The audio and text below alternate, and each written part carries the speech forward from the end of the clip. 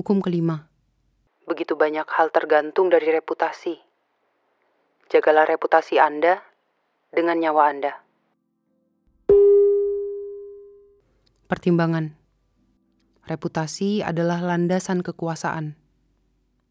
Melalui reputasi belaka, Anda bisa mengintimidasi dan menang.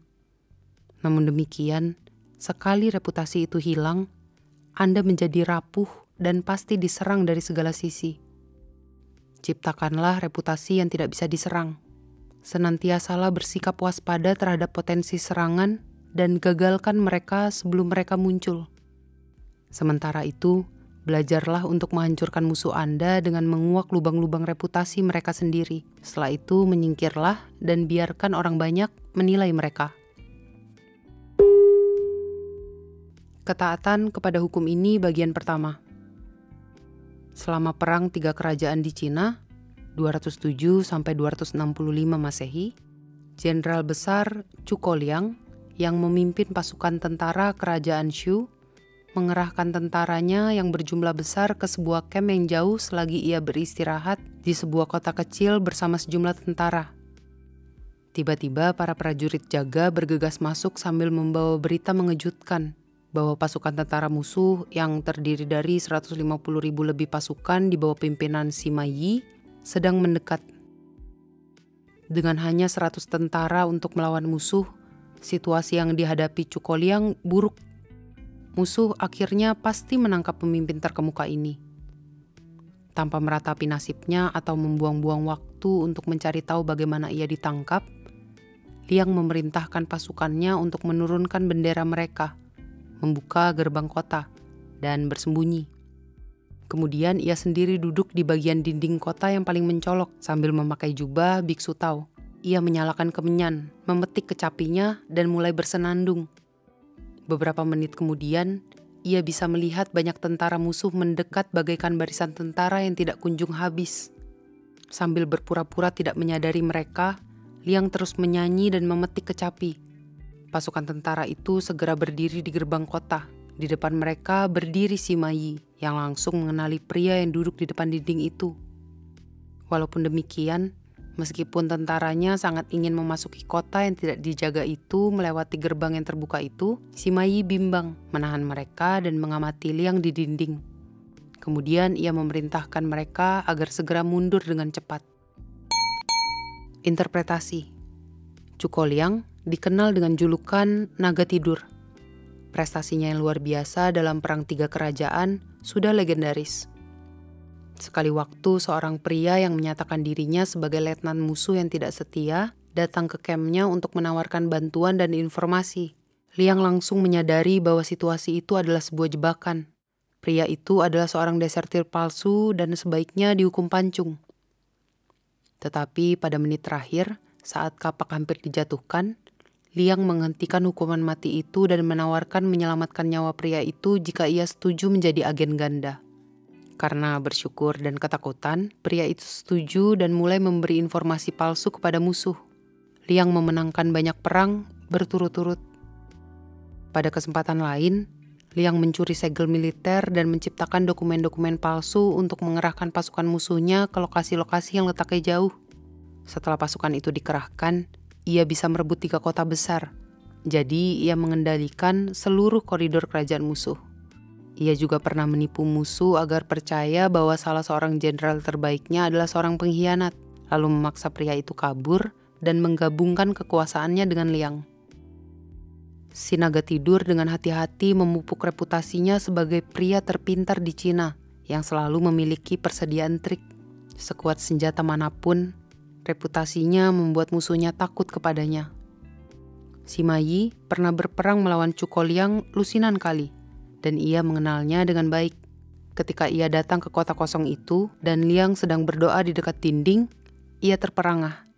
Jubah biksu Tao, senandung lagu, dan kemenyan, semua ini pasti permainan intimidasi. Pria itu jelas-jelas menantangnya, memancingnya untuk memasuki perangkap. Permainan ini amat mencolok, sehingga sesaat terlintas dalam benak Yi bahwa Liang memang benar-benar sendirian dan putus asa. Tetapi perasaan takutnya kepada Liang amatlah besar, sehingga ia tidak berani mengambil resiko mencari tahu apa yang sebenarnya terjadi. Begitulah kekuatan reputasi. Reputasi bisa menyebabkan tentara yang berjumlah besar mempertahankan dirinya dan bahkan memaksa mereka mundur tanpa menembakkan anak panah sama sekali. Karena sebagaimana yang dikatakan oleh Cicero, bahkan orang-orang yang berdebat menentang ketenaran pun tetap ingin agar buku-buku yang mereka tulis tentang topik tersebut bertuliskan nama mereka di bawah judulnya, dan mereka berharap bisa menjadi terkenal karena membenci ketenaran. Segala hal lain bisa dibarter. Kita bersedia membiarkan teman-teman kita memperoleh barang-barang kita dan nyawa kita bila perlu. Tetapi kasus berbagi ketenaran dan memberi hadiah reputasi kita kepada orang lain hampir tidak pernah ditemukan. Montaigne, 1533-1592. Hewan-hewan yang terserang wabah.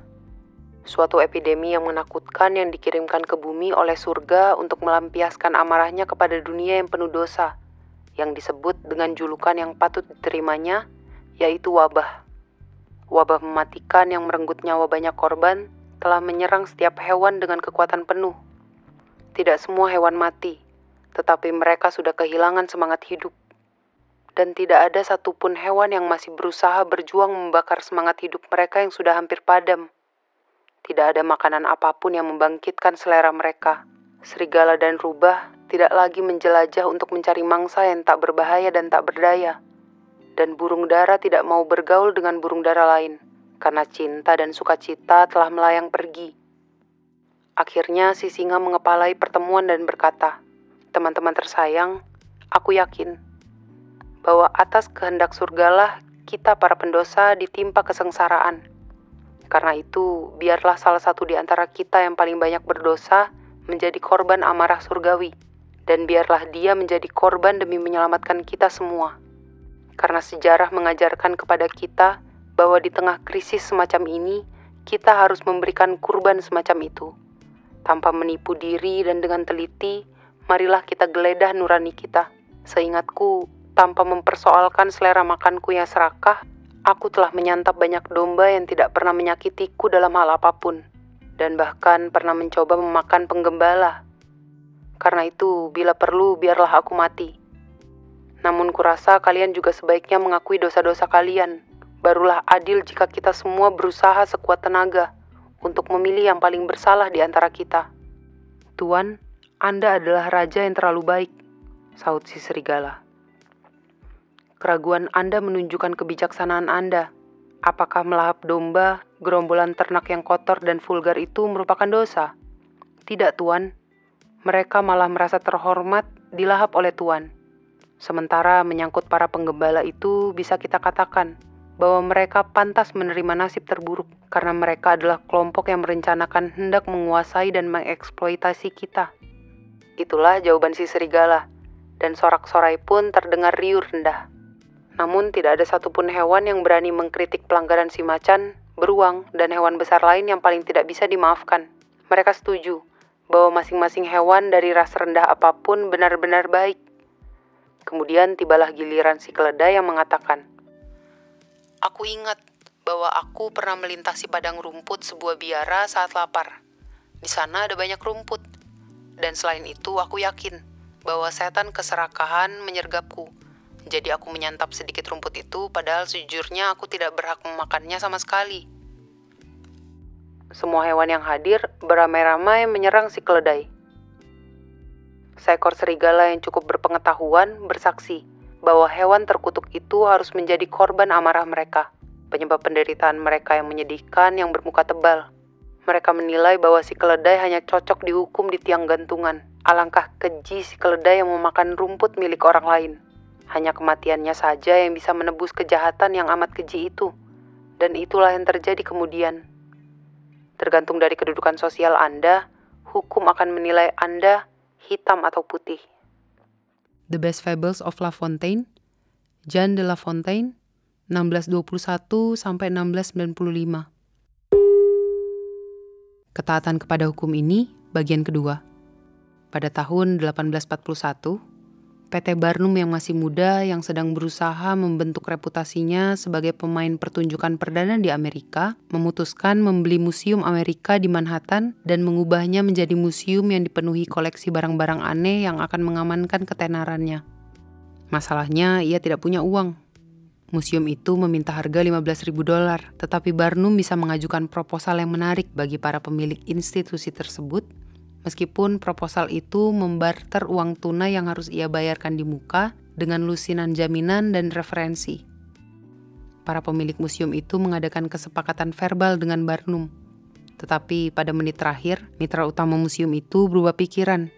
Jadi museum itu beserta koleksinya dijual kepada Direktur Museum Pelé.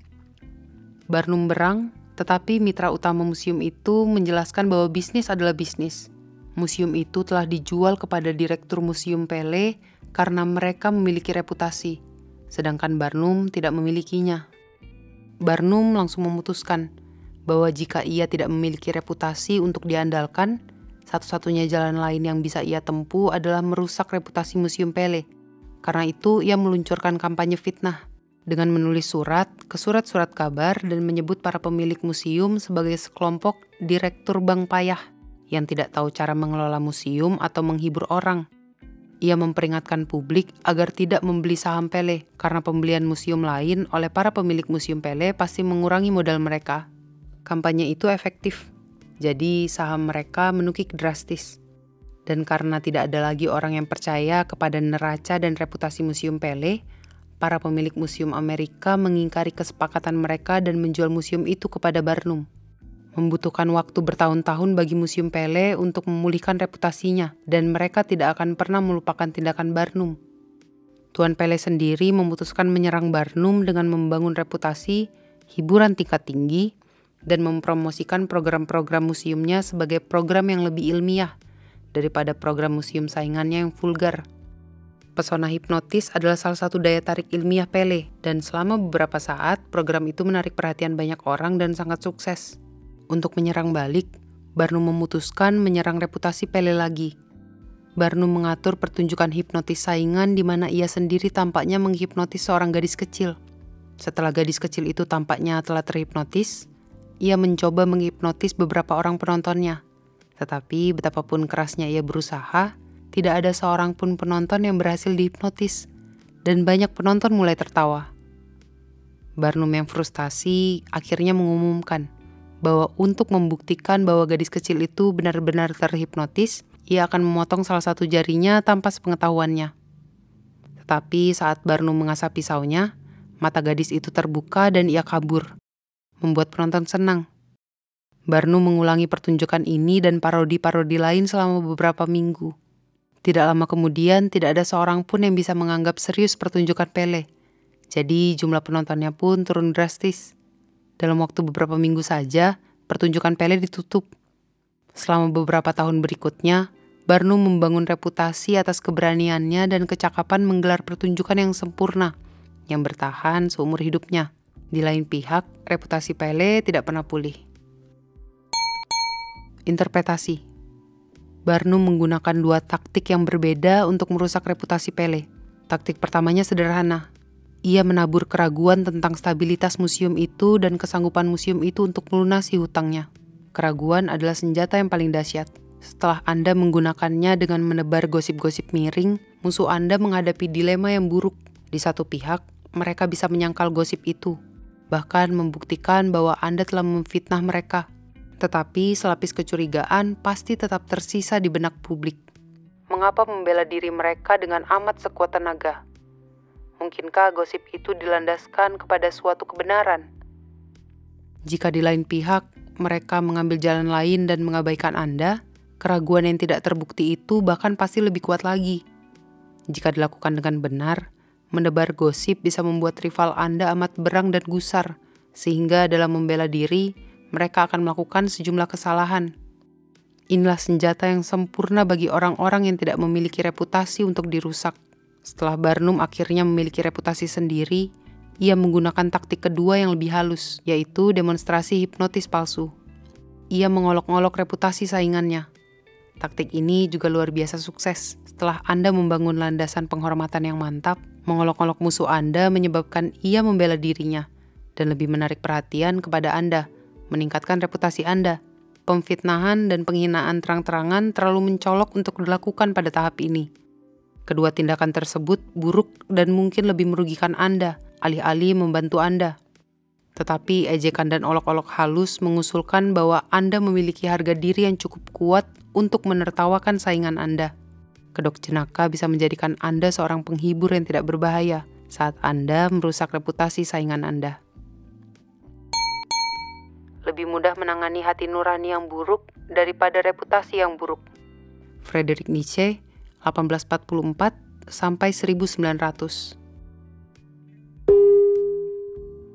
Kunci kekuasaan. Orang-orang di sekitar kita, bahkan teman-teman terdekat kita, hingga batasan tertentu akan tetap misterius dan tidak bisa diselami. Karakter mereka memiliki relung-relung rahasia yang tidak pernah mereka ungkapkan.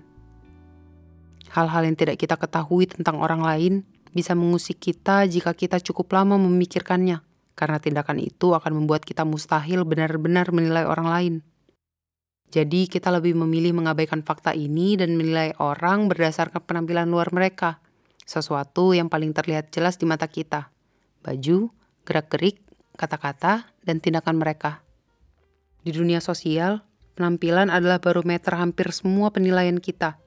Jadi Anda jangan pernah disesatkan untuk mempercayai hal lain. Sekali salah saja, suatu perubahan kikuk atau perubahan mendadak dalam penampilan Anda bisa jadi bencana. Inilah alasan mengapa menciptakan dan mempertahankan reputasi yang Anda buat sendiri amatlah penting. Reputasi itu akan melindungi Anda dalam permainan penampilan yang berbahaya. Mengalihkan perhatian mata orang lain yang menelisik agar tidak mengetahui seperti apa sesungguhnya jati diri Anda. Dan memberi Anda sejumlah kendali tentang bagaimana dunia menilai Anda. Posisi yang kuat untuk Anda tempati. Reputasi memiliki kekuatan seperti ilmu sihir. Dengan satu ayunan tongkat sihir saja, kekuatan Anda bisa berlipat ganda. Satu ayunan tongkat sihir pun bisa menyebabkan orang lain terburu-buru meninggalkan Anda. Entah tindakan yang persis sama, tampak brilian atau sangat buruk, sepenuhnya tergantung dari reputasi si pelaku. Di istana Cina kuno Kerajaan Wei, ada seorang pria bernama Misusia yang memiliki reputasi sebagai seseorang yang sangat sopan dan murah hati. Ia menjadi orang kesayangan penguasa. Hukum di Wei menetapkan bahwa siapapun yang diam-diam naik tandu penguasa akan dipenggal kedua kakinya. Tetapi ketika ibu Misusia jatuh sakit, ia menggunakan tanduk kerajaan untuk menjenguknya dan berpura-pura bahwa si penguasa telah memberinya izin. Ketika si penguasa mengetahui kejadian itu, ia berkata, "Misusia amat patuh. Demi ibunya, ia bahkan lupa bahwa ia telah melakukan kejahatan yang membuatnya bisa kehilangan kedua kakinya." Kali berikutnya, mereka berdua berjalan-jalan di sebuah kebun buah. Misusia mulai memakan sebutir buah persik yang tidak bisa ia habiskan. Jadi ia memberi sisa separuh buah itu untuk si penguasa. Si penguasa berkata, "Kau sangat menyayangiku sehingga kau bahkan melupakan rasa air liurmu sendiri dan membiarkanku memakan sisa buah persik ini." Namun demikian, kemudian para anggota istana lain yang iri hati menyebarkan gosip bahwa Misusia sesungguhnya penuh tipu daya dan arogan. Mereka berhasil merusak reputasinya. Si penguasa mulai memandang tindakan-tindakannya dengan cara lain. "Pria ini pernah naik tanduku dan berpura-pura bahwa aku telah memerintahkannya untuk menggunakan tandu itu." Ia memberitahu para anggota istana dengan marah. Dan kali lain ia memberiku setengah butir persik yang sudah dimakan. Karena tindakan-tindakan yang sama telah membuat si penguasa terpesona saat ia menjadi kesayangannya, sekarang Misusia dijatuhi hukuman. Nasib kedua kakinya hanya tergantung dari kekuatan reputasinya. Pada mulanya, Anda harus berusaha membangun reputasi yang kualitasnya amat luar biasa. Entah reputasi murah hati, atau jujur, atau lihai. Kualitas ini membedakan Anda dan membuat orang lain membicarakan Anda. Kemudian Anda bisa berusaha membuat reputasi Anda diketahui oleh sebanyak mungkin orang. Tetapi Anda harus melakukannya secara halus. Buatlah reputasi secara perlahan-lahan dan dengan landasan yang mantap. Dan amati reputasi Anda menyebar seperti kebakaran hutan. Reputasi yang mantap meningkatkan keberadaan Anda dan melebih-lebihkan kekuatan Anda tanpa Anda perlu mengerahkan banyak energi. Reputasi yang mantap juga bisa menciptakan aura di sekeliling Anda yang akan memancing penghormatan, bahkan rasa takut. Dalam peperangan di Gurun Afrika Utara selama Perang Dunia Kedua, Jenderal Jerman Erwin Rommel memiliki reputasi kelihayan dan manuver-manuver tipuan yang menyebabkan semua orang yang menghadapinya merasa ngeri. Bahkan ketika pasukannya sendiri berkurang jumlahnya, dan ketika jumlah tank Inggris 5 kali lipat jumlah tanknya, seluruh penduduk kota-kota besar dievakuasikan saat mendengar berita tentang kedatangannya. Seperti kata pepatah, reputasi Anda pasti mendahului Anda. Dan jika reputasi Anda memancing penghormatan, banyak pekerjaan Anda sudah rampung bahkan sebelum Anda tiba atau sebelum Anda melontarkan sepatah kata pun. Kesuksesan Anda sepertinya ditentukan oleh kemenangan-kemenangan Anda terdahulu. Sebagian besar kesuksesan shuttle diplomasi, usaha diplomasi yang digunakan pihak ketiga sebagai mediator, Henry Kissinger, terletak dari reputasinya meniadakan perbedaan. Tidak ada seorang pun yang ingin terlihat amat tidak masuk akal yang tidak sanggup dibujuk oleh Kissinger. Perjanjian perdamaian sepertinya pasti terwujud segera setelah Kissinger dilibatkan dalam negosiasi apapun. Ciptakanlah reputasi yang sederhana dan landaskan kepada satu kualitas yang cemerlang. Kualitas tunggal ini, katakanlah efisiensi dan kemampuan merayu, menjadi sejenis kartu nama yang mengumumkan keberadaan Anda dan memanterai orang lain. Reputasi jujur akan mengizinkan Anda mempraktikkan berbagai jenis tipuan. Casanova memanfaatkan reputasinya sebagai seorang perayu ulung untuk membuka jalan bagi penaklukan-penaklukan berikutnya. Wanita yang pernah mendengar kehebatannya menjadi luar biasa penasaran dan ingin mengetahui sendiri apa yang membuat pria ini amat sukses di bidang asmara. Mungkin Anda sudah menodai reputasi Anda, jadi Anda terhalang untuk membangun reputasi baru. Dalam kasus-kasus semacam itu, lebih bijak bagi Anda untuk berhubungan dengan seseorang yang image-nya menetralkan image Anda sendiri dan memanfaatkan nama baik mereka untuk memutihkan kembali dan meningkatkan reputasi Anda. Misalnya, sulit bagi Anda untuk menghapus reputasi ketidakjujuran Anda sendiri, tetapi seorang suri tauladan kejujuran bisa membantu Anda. Ketika P.T. Barnum ingin membersihkan reputasinya sebagai promotor hiburan vulgar, ia membawa penyanyi Jenny Lind dari Eropa. Ia memiliki reputasi sebagai bintang kelas atas, dan tur Jenny keliling Amerika yang disponsori oleh Barnum meningkatkan image-nya sendiri. Dengan cara yang sama, para baron perampok besar abad 19 di Amerika sudah sejak lama tidak bisa menyingkirkan reputasi kejam dan keji mereka. Barulah ketika mereka mulai mengkoleksi karya seni, sehingga nama Morgan dan Frick selalu dihubungkan dengan nama Da Vinci dan Rembrandt, mereka bisa memperlunak image buruk mereka. Reputasi adalah harta karun yang harus dikumpulkan dan ditimbun dengan hati-hati, terutama saat Anda pertama kali membangunnya. Anda harus melindunginya dengan sekuat tenaga dan mengantisipasi segala serangan dari luar. Setelah reputasi Anda mantap, jangan biarkan diri Anda merasa marah atau defensif terhadap komentar fitnah musuh-musuh Anda. Tindakan itu menunjukkan perasaan tidak aman, bukan kepercayaan diri atas reputasi Anda. Sebaliknya, ambillah jalan yang termudah, dan jangan pernah tampak putus asa dalam membela diri Anda sendiri. Di lain pihak, menyerang reputasi seorang pria adalah senjata yang manjur, terutama saat Anda memiliki lebih sedikit kekuasaan daripada dia. Dia memiliki lebih banyak hal untuk dipertaruhkan dalam peperangan semacam itu. Dan reputasi Anda sendiri yang jauh lebih kecil memberinya sasaran yang terbatas ketika ia mencoba membalas serangan Anda. Barnum memanfaatkan kampanye semacam itu dengan sangat efektif pada awal karirnya, tetapi taktik ini harus dipraktikkan dengan mahir. Anda tidak boleh terlihat seolah Anda bertindak karena ingin membalas dendam saja. Jika Anda tidak menghancurkan reputasi musuh Anda dengan cerdas, Anda pasti merusak reputasi Anda sendiri. Thomas Edison, yang dianggap sebagai pencipta yang memanfaatkan arus listrik, yakin bahwa suatu sistem yang efektif harus dilandaskan kepada direct current. DC sama dengan arus searah. Ketika ilmuwan Serbia Nikola Tesla tampaknya berhasil menciptakan suatu sistem yang dilandaskan kepada alternating current, AC, arus bolak-balik, Edison berang. Ia bertekad merusak reputasi Tesla dengan membuat publik percaya bahwa sistem AC pada dasarnya tidak aman, dan bahwa Tesla telah bersikap tidak bertanggung jawab dengan mempromosikannya.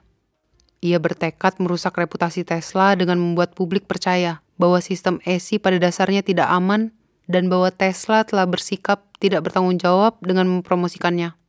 Untuk mencapai tujuan ini, Ia menangkap berbagai jenis hewan piaraan rumah dan menyetrum mereka hingga mati dengan arus esi. Ketika tindakan ini belum cukup meyakinkan, pada tahun 1890, ia menyuruh pihak berwenang penjara negara bagian New York mengorganisasikan hukuman mati pertama di dunia dengan cara menyetrum si tahanan dengan menggunakan arus esi. Tetapi semua eksperimen setruman Edison sebelumnya hanya dilakukan kepada makhluk-makhluk kecil. Arus listrik itu terlalu lemah, jadi pria itu hanya setengah mati. Mungkin pada hukuman mati terkejam di Amerika Serikat yang diizinkan oleh negara, prosedur itu terpaksa diulang. Pemandangan itu mengerikan. Meskipun pada akhirnya nama Edisonlah yang bertahan lama, pada saat itu kampanyenya lebih merusak reputasinya sendiri daripada reputasi Tesla. Ia mundur. Pelajarannya sederhana. Jangan pernah melakukan serangan dengan keterlaluan, karena tindakan itu hanya akan menarik lebih banyak perhatian kepada niat dendam Anda, ketimbang kepada orang yang Anda fitnah. Jika reputasi Anda sendiri sudah mantap, pergunakan taktik-taktik yang lebih halus, seperti sindiran dan olok-olok untuk memperlemah lawan Anda selagi Anda memberi kesan bahwa diri Anda adalah si penjahat yang mempesona. Si singa yang kuat mempermainkan tikus yang lewat di depannya. Reaksi lain pasti merusak reputasinya yang menakutkan. Sebuah tambang yang penuh dengan berlian dan batu merah delima. Anda menggalinya, maka Anda menemukannya. Dan kekayaan Anda sekarang sudah dijamin. Jagalah harta itu dengan nyawa Anda. Para perampok dan pencuri pasti muncul dari segala sisi. Jangan pernah anggap kekayaan Anda tidak akan pernah hilang. Dan teruslah perbarui harta Anda. Waktu akan menghapus kilauan batu-batu mulia itu dan mengubur mereka dari pandangan. Otoritas. Karena itu, aku berharap agar penghuni istana kita menyokong nilai diri bawaannya dengan keahlian dan kelihayan dan memastikan agar kapanpun ia pergi ke tempat yang belum pernah ia kunjungi, ia didahului oleh reputasi baiknya. Karena ketenaran yang tampaknya terletak dari pendapat banyak orang ini, memelihara kepercayaan tertentu yang tidak bisa diguncang tentang nilai diri seorang manusia yang kemudian dengan mudah diperkuat dalam benak orang lain yang sudah diatur dan dipersiapkan. Baltasar Castiglione, 1478-1529. Pembalikan hukum. Tidak ada kemungkinan pembalikan hukum ini. Reputasi sangatlah kritis. Tidak ada perkecualian bagi hukum ini. Mungkin dengan tidak mempedulikan pendapat orang lain terhadap Anda memperoleh reputasi kurang ajar dan arogan. Tetapi hal itu sendiri bisa menjadi image yang berharga. Oscar Wilde memanfaatkannya dengan sangat efektif, karena kita harus tinggal di tengah masyarakat dan harus tergantung dari pendapat orang lain. Tidak ada apapun yang bisa Anda peroleh dengan menelantarkan reputasi Anda. Dengan tidak memperdulikan pandangan orang lain kepada Anda membiarkan orang lain memutuskan reputasi Anda. Jadilah tuan atas nasib Anda dan jaga reputasi Anda. Nah, kita udah sampai di akhir hukum ke-5. Seperti biasa, terima kasih sudah mendengarkan. Jangan lupa beli buku originalnya. Semoga bermanfaat. Saya Justin. Selamat malam, pagi, siang, atau sore.